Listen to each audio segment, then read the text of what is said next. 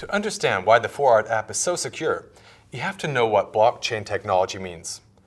Blockchain is a community-based technology that enables public tracking and validation of records, the safe approval and exchange of values, and the algorithms for smart contracts in real time.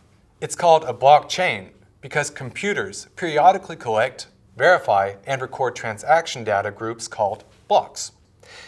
Each of these blocks are secured and linked to each other using cryptographic principles.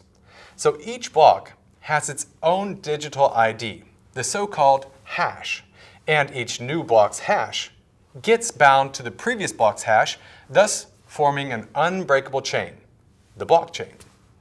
The master copy of a blockchain is not stored on a single centralized computer. Instead, it exists simultaneously on every participant's computer in a network. So any new entry will be approved, verified, time-stamped, and then immutably recorded as a new block on all computers in the network. Thus, a unique record with a unique history is building the blockchain. Any change on the blockchain will create a new block and will need the consensus of the whole network that the change or transaction is valid. This means if somebody wants to hack or falsify a single record, they would have to falsify the entire chain and fool all the computers in the network all at once, all over the world, at the same time.